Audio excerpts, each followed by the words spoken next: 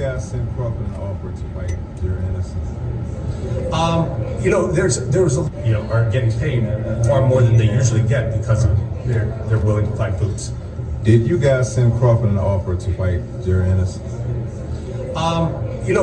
There was a lot of conversations. It's not really the way the business works. Like you don't. Everyone's like, well, it's an offer.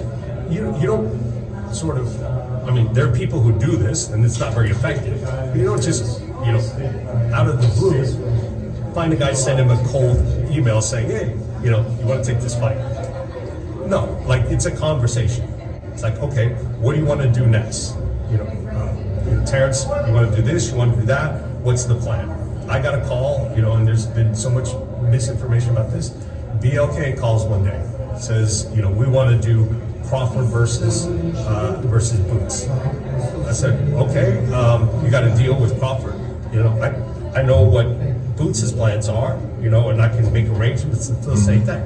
So you're telling me you're bringing Crawford to the table? No, we don't actually have Crawford. I'm like, okay, well, what are you paying? You're not bringing Crawford, so you're bringing money. No, we just want the fight to happen. I'm like, all right. So basically, you're a guy off the street calling me cold and saying, I'd like to see this fight. Then I talk to Crawford. Crawford says, I don't have anything with BLK.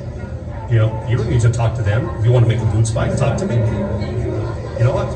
Okay, talk to you. Now, this all happened, against the backdrop of we were still in the Spence negotiation. Gotcha. So it wasn't really a time to be saying, okay, like I'm not going to do that to Errol. Errol had given all of us specific instructions. I don't want anything other than Crawford fight. So I'm not going to go in and try to stick Boots in. We were 80% there. So it didn't even make sense to talk about Crawford. Talk to Crawford's team and said, okay, down the line we'll talk about Boots. But at that particular time, he said, no. He's like, don't worry about BLK. We're going to talk to Boots. Like, you can facilitate, Boots. You can talk to both sides and, figure that out. So that's where that whole thing ended up. Like, Boots didn't turn down an offer. There wasn't a BLK offer that anybody blew up. And neither did Crawford run away for an offer. It just, the timing wasn't right. And he said, okay, well, why didn't you offer? What did I tell y'all? What did I tell y'all?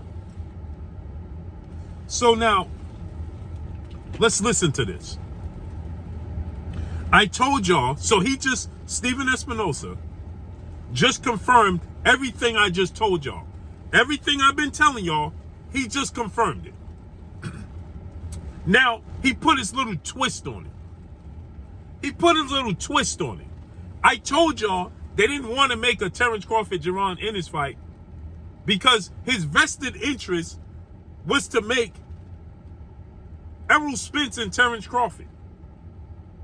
So what did he just say? He said that they was 80% done with Terence Crawford, Errol Spence fight. Oh yeah? In October? In February? In February?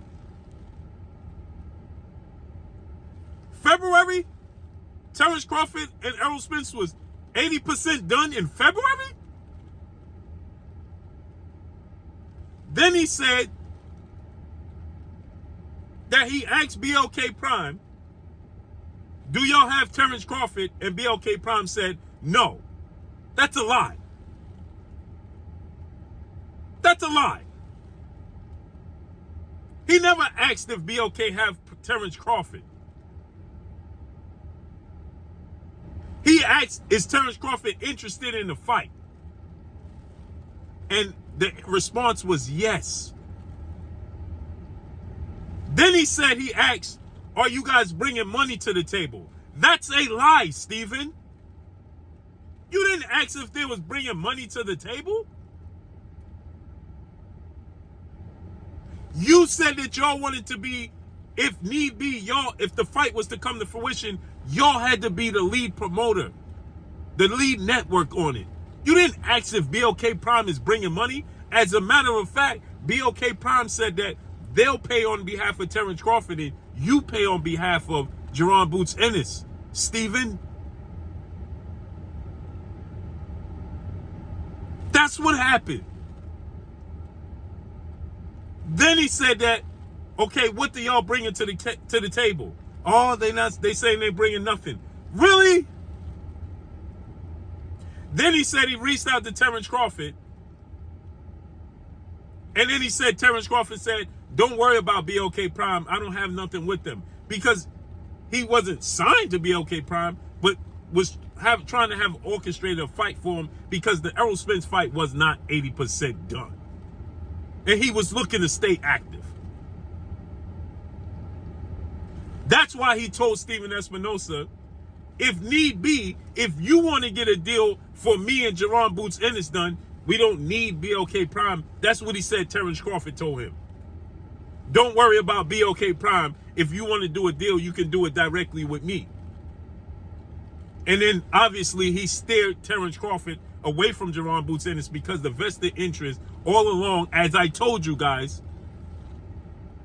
was Errol Spence and Terence Crawford. And I told you guys he was saying, oh, this date is not available, that date is not available. And why? Because I told you guys that his vested interest was Errol Spence and Terence Crawford. He never had any plans to make a fight with Jaron Ennis and Terence Crawford. Point blank and period. So let's listen again. Talked to Crawford, see him, and said, okay, down the line we'll talk about Boots. But at that particular... He said he talked to Terence, and Terence Crawford said, down the line we'll talk about Boots.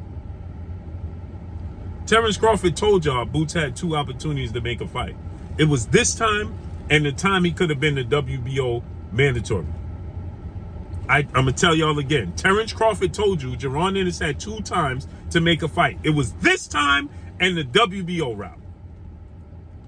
This all happened, against the backdrop of we were still in the Spence negotiation.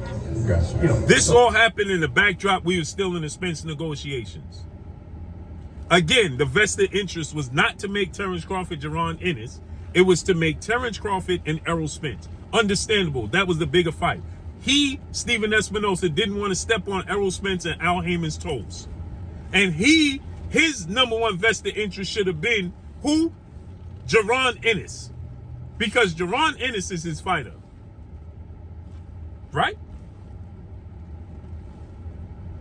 I'd like to see this fight. Then I talked to Crawford. Crawford says, I don't have anything. Now let's listen to this. You got to deal with Crawford. I know what Boots' plans are, and I can make arrangements to say that. So you're telling me you're bringing Crawford to the table? No, we don't actually have Crawford. He said, y'all bringing Crawford to the table. He said, BLK Prime said, no, we don't actually have Terence Crawford. Now y'all can make sense of this. I'm like, okay, well, what are you paying? You're not bringing Crawford, so you're bringing money. So if you are in control of Errol Spence and BLK Prime doesn't have Terence Crawford or anybody, then why would BLK Prime be bringing money to the table? For what? Just an investment group? Make this make sense, people. No, we just want the fight to happen. I'm like, all right. So basically, you're a guy. So, no, we just want the fight to happen? So, BLK Prime reached out to Steven Espinoza, Bozy Ennis, just to be spectators to see Terence Crawford and Jaron Boots Ennis fight. As fans, need I say anymore? That's all I got for y'all. Make sure you hit the like button. Drop a comment in the comment section. Let me know what y'all think. Y'all already know what it is. It's your boy Blue Blood Sports TV. Hate, like, comment, and subscribe. You haven't subscribed, hit the subscribe button, hit the like button, hit the bell icon to get all the new notifications. Follow me on Instagram at Blue Blood Sports TV, all one word. So all I got for y'all. I'm gone. Peace.